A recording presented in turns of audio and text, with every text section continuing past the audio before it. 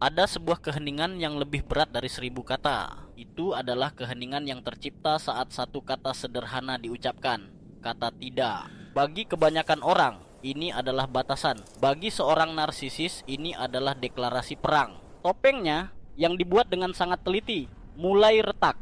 Dan di balik keretakan itu, kepanikan murni mulai merembes keluar. Ini bukan drama tiba-tiba. Ini adalah akhir dari sebuah opera panjang yang melelahkan. Selama bertahun-tahun, pria itu berjalan di atas kulit telur. Setiap langkah diukur, setiap kata ditimbang. Dia adalah penyedia, pelindung, pendengar. Tapi dia bukan dirinya sendiri. Energinya terkuras bukan oleh cinta, tetapi oleh kebutuhan tak berujung untuk validasi. Setiap "ya" yang dia ucapkan adalah sepotong kecil jiwanya yang dia serahkan.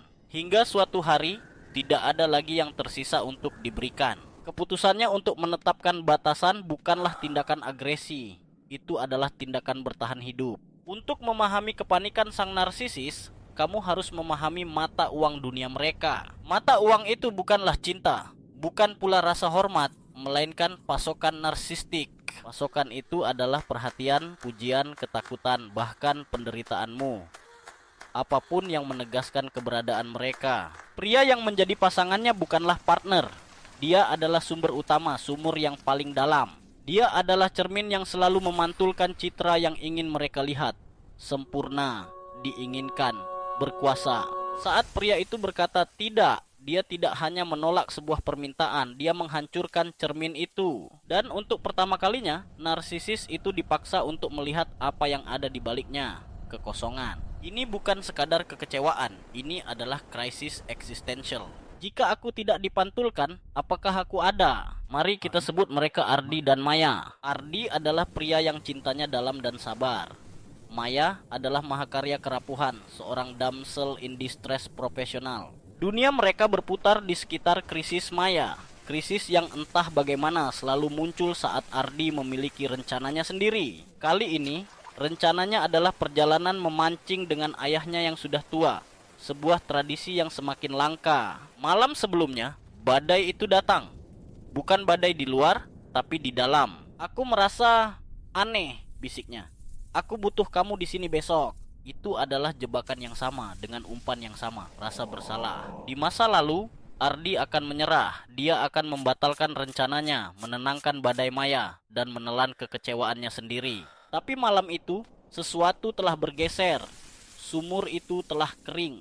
Dia menatap Maya, bukan dengan amarah, tapi dengan kejelasan yang menyakitkan. Aku akan pergi, katanya. Suaranya tenang.